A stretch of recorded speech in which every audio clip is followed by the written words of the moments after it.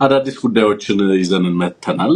ጀነራል ተፈራ ከሮሃ ቴሌቪዥን ጋር ከታችን ማዛ ጋር አንድ ድንቅ ቃለ መጠይቅ አድርጓል። እሱን ቃለ መጠይቅ በተመለከተ መረጃ ወደ እናንተ እናደርሳለን።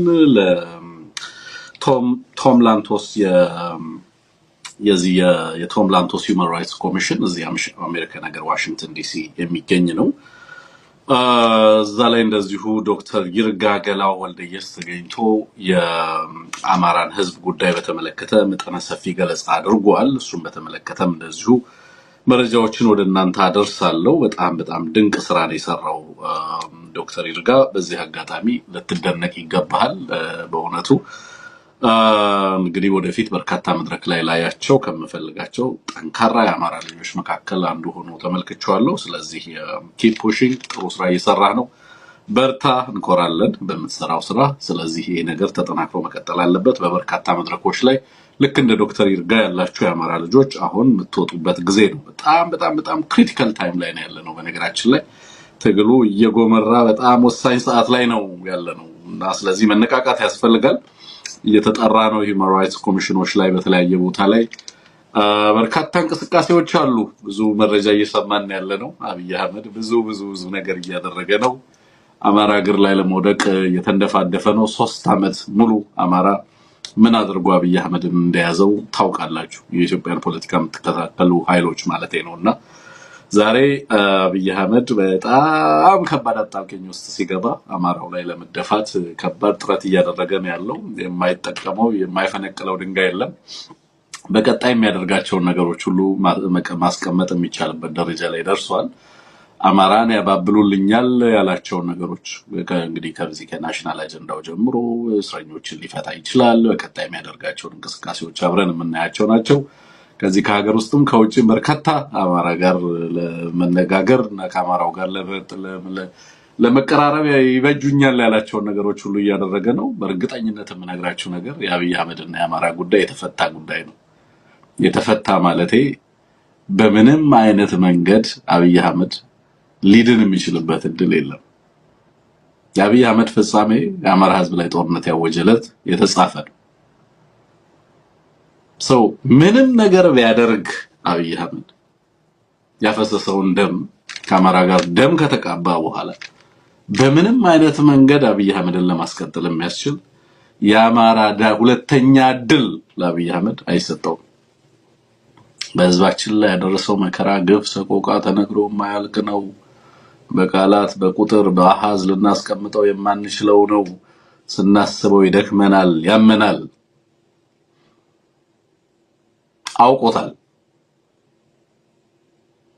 ጀነራል ተፈራ ዛሬ መጥቶ ጀነራል ሆኖ ነው የተመለከትኩት። አማራ እንደዚህ አይነት ቆፍጣና አመራሮችን ያከብራል። አማራ መመራትን የሚፈቅድ ህዝብ ነው። መሪን የሚፈቅድ ለመመራት የሚፈቅድ ህዝብ ነው። ግን መሪን ማየት ይፈልጋል። ጀነራሉ ዛሬ እንደ ወታደራዊ አዛዥ ያስቀመጣቸው ነገሮች ብያኔዎች ናቸው። ብያኔዎችና ገዢ ሐሳቦች ናቸው። ከዚህ በኋላ አማራ የሚገዛባቸው ሐሳቦች ናቸው። ጀነራሉ ሲያስቀምጣቸው የነበሩ ነገሮች ምንም አይነት መልመጥመጥ የለም። ቀጥታ ስትሬት ፎርዋርድ ነው። ወታደራዊ ነው እና የጋራና ተቋማዊ ውሳኔ ነው የሚናገራቸው ነገሮች። ቀጠናውን በተመለከተ ለምሳሌ ከኤርትራን በተመለከተ ያነሳው ነገር በጣም የሚያስገርም ነው። ቀጣይ የፖሊሲ አቅጣጫን የኢትዮጵያን የፖሊሲ አቅጣጫ ነው ጀነራሉ ዛሬ ያስቀመጠው። ትግራይን በተመለከተ የፖሊሲ አቅጣጫ የአማራን ህዝብ ቀጣይ የትግል አቅጣጫ ከትግራይ ጋር የሚኖረው መስተጋብር ነው በግልጽ ያስቀመጠው። ቀጠናውና የቀጠናውም ላይ ያለውን ሁኔታ በተመሳሳይ የጀነራሎቹን ዕጣ ፈንታ የአብይ አህመድን ስርዓት ዕጣ ፈንታ በግልጽ ነው ያስቀመጠው። ጦርነቱን፣ ወታደሩን፣ ከዚህ ከምርጫው በኋላ የነበረውን አገዛዙ መልሶ ለማጥቃት ፋኖን ለማዳከም አየር ኃይሉን ጨምሮ በዚህም በዛም የጀመራቸውን መወራጨቶች እንዴት እንደተረተናቸው ትገረማላችሁ። ጀነራል ተፈራ ማሞ ስላለ በዚህ ትግል ውስጥ በዚህ ትውልድ ውስጥ የአማራ ህዝብ እድለኛ ነው። ምንም የተለየ ቀረቤታ የለኝም። የማውቀው ሲታገል ነው። የማውቀው ሲያታገል ነው። የሚያውቀው ለአማራ ህዝብ ያለውን ቀናነት አንድ መድረክ ላይ ብቻ አግኝቼዋለሁ። አንድ መድረክ ላይ ታሞ ቤቱ ሄጄ ለመጠየቅ አልቻልኩኝም። ግን አንድ መድረክ ላይ አገኘኝና መነን ብሎ ባለቤቱን ወደ ባለቤቱ ዞር አለና ነይ በይሄው ያምትየው ልጅ ብሎ ከባለቤቱ ጋር አስተዋወቀኝ። በርታ፣ ሁለታችንም ስራዎችን እናያለን፣ እንከታተላለን። ለወገንህ ያለ ተቆርቋሪነት የሚያኮራ ነው። በርታ፣ በጣም ፍጹም ደስተኛ ነኝ ባንተ ነበር ያለኝ። አንድ መድረክ ላይ ችን ያለኝ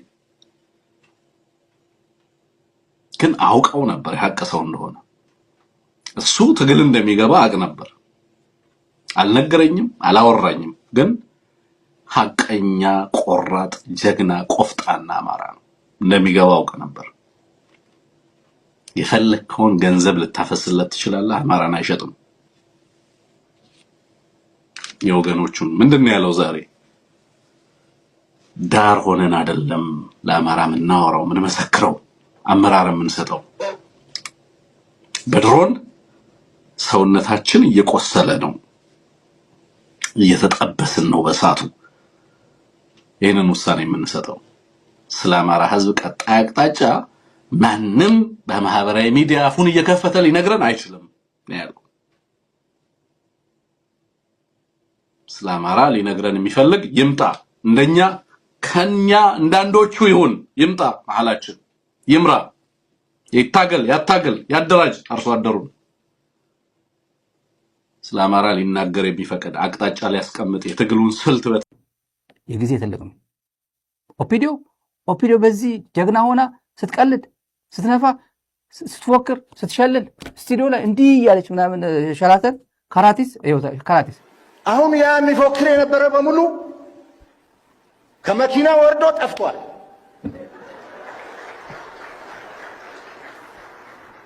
ስለዚህ ከመኪና ወርዶ የጠፋውን እግረኛ እየፈለግን ነው። አሁን ቲፒኤልኤፍ ማለት በንፋስ ላይ እንደተበተነ ዱቄት ማለት ነው። ከእንግዲህ በኋላ ሰብስበን ዱቄት ልናደርገው አንችልም። ቲፒኤልኤፍ እንደ መጥረቢያ ነው፣ መያዛው እንጨት እንደ ሻቢያ ነው። መጥረቢያ ነው፣ ዱቄት ነው ሲል የነበረ ቲፒኤልኤፍ እንደ መጥረቢያ ነው፣ መያዣው እንጨት እንደ ሻቢያ ነው። እንደፈለግ ጥንቆላ ዝም ብለን እንትን አድርገው ጥንቆላ እንትን አለ። ዝም ብሎ አብይ ምን እንደያዝበት አላውቅም። ባህላዊ ነገር አለ ጥንቆላ የሚባል ይባላ እና ይህን ሁላ ምንድን ያስለፈለፈ ብርሃኑ ጁላ። ለማንኛውም ወደ ገደለው የቆፍጠን ያለችው ንግግር ጋር እንሂድ።